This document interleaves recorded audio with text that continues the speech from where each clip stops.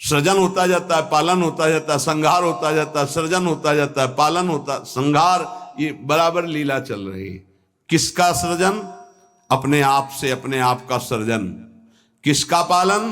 अपने आप से अपने आप का पालन। और किसका संहार? अपने आप से अपने आप के ऊपर संहार लीला, किसी और की नहीं है, वही है। आप भी वही हैं, पर नहीं समझ पा रहे। भगवान ने कहा यथा तथा, अर्थात मुझे जैसे बसता मैं वैसे, ये यथा माम प्रपद्यन्ते तास तथैव, यथा तथा। भाव और लगन, जिस तरह की आपकी लगन है और जिस तरह का भाव है वैसे ही भगवान अनुभव में आते हैं। जब आप घोर विषय चिंतन करते हैं तो भगवान विषय रूप में आ जाते हैं। गाढ़ चिंतन विषय का तो विषय रूप में आ जाते हैं। सलाह दे देंगे आपको, देखो ये विषय जो मैं ही हूं, इसको प्राप्त करना है तो ऐसे चलो, ऐसे प्राप्त करो। वो भले आप निषिद्ध चिंतन कर रहे हैं, जब ज्यादा हठ करेंगे तो आपको वही सलाह देने लगेगा हित। आप ऐसा करो, ऐसे से ऐसा कर लो, ऐसे से ऐसा कर लो। और जब पिटाई होगी तब आपको फिर उपदेश करेगा, कहा था नहीं, नहीं माने तो सलाह दी थी, अब मान लो। हित का बड़ा ही कोमल स्वरूप है।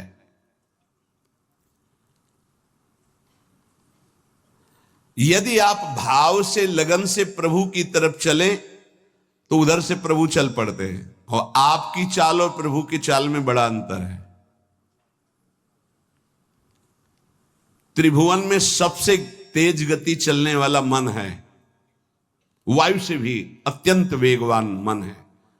जैसे वायु यहां से बंबई उसको जाने में कुछ समय लगेगा, लेकिन मन को अगर आप बंबई गए हैं, पहुंच गया। मन से भी वेगवान गरुण जी हैं, जो भगवान के वाहन हैं, वो मन से भी वेगवान है और गरुण से भी वेगवान भगवान की गति है। तो जब उपासक भाव और लगन से चलता है तो बहुत जल्दी भगवत प्राप्ति क्यों हो जाती है? बोले दरिया दूषण दास में नहीं राम में दोष। भगवत प्राप्ति में दोष आपका है जो आप देरी कर रहे हैं, भगवान की तरफ से नहीं। जन चाले इक पावणो हरि चाले 100 कोश। एक कदम भक्त भगवान की तरफ चले तो 100 कोस भगवान भक्त की तरफ चल देते हैं। 100 को उनका वेग है ऐसा, वो अपने कदम से एक कदम तो ब्रह्मांड पार कर दिए। आपका भाव और लगन, भाव में तो विषय भरा है, लगन लगी भोगों की तो बार बार वही आ रहे हैं भोग रूप में, दूसरा कोई नहीं। पर जब भोग रूप से आप विषयों का सेवन करते हैं तो फिर नरक रूप से भगवान मिलते हैं, रोग रूप से भगवान मिलते हैं, दंड रूप से, जलन रूप से भगवान मिलते हैं। भगवान का कौन सा रूप आपको पसंद है? आनंद तो छोड़ो इसे, आनंद सिंधु प्रभु के रूप का ध्यान करो, उनका नाम जप करो। भगवत प्राप्ति में कोई बाधा नहीं डालता, साधक स्वयं बाधा को स्वीकार करता है। क्योंकि भगवत प्राप्ति के लिए जो तुम्हें समझ दी गई है उसका प्रयोग नहीं कर रहे। भोग सामग्री देखी, समझ कह रही कि नहीं इससे बहुत विलंब हो जाएगा, भगवत प्राप्ति नहीं होगी, आप ये अनसुनी कर दिए, उसे भोग लिए। किसकी गलती रही? आपकी। आपने अपनी समझ का आदर ना करके और भोगाकर्षण का आदर कर लिया।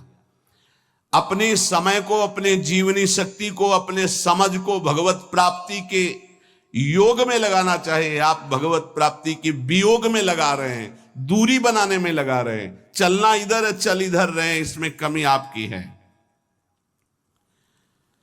सामर्थ्य जितनी है अगर उतना कदम बढ़ा दो तो तुम्हें खुद अनुभव होने लगेगा भगवान कितनी वेग से आपकी तरफ आ रहे हैं। पूरा समय, पूरी सामग्री, पूरी सामर्थ्य भगवत प्राप्ति के लिए मिली है आपको। पूरा समय, पूरी सामग्री, पूरी सामर्थ्य भोग प्राप्ति में लगा रहे हैं आप, देख लीजिए।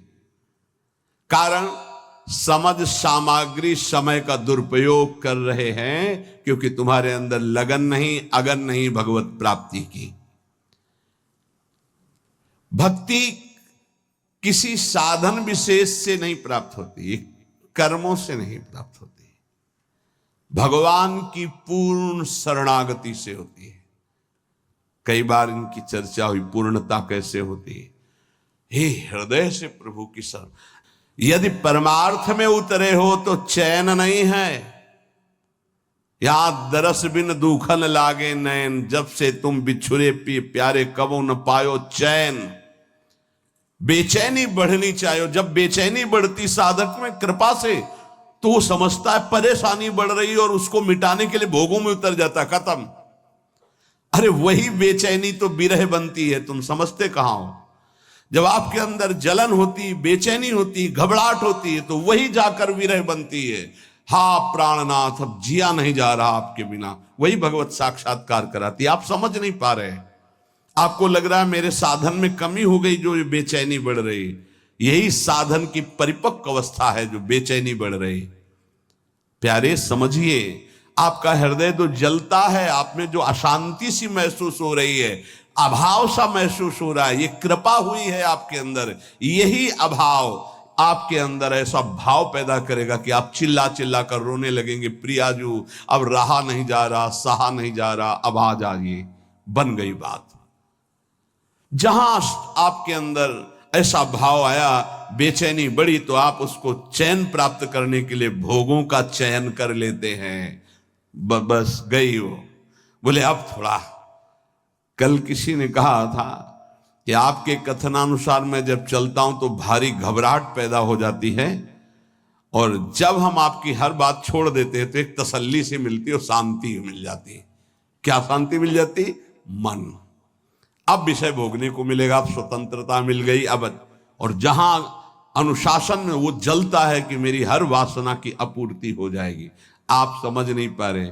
वो जो आपके अंदर बेचैनी, वो भगवत प्राप्ति के लिए योग्यता पैदा कर रही है आपके अंदर, पर आपको वो नहीं चाहिए। इसलिए विषय सेवन में शांति लगती, त्यागात शांति होता, वो कहला विषय भोगों में शांति मिल जाती है।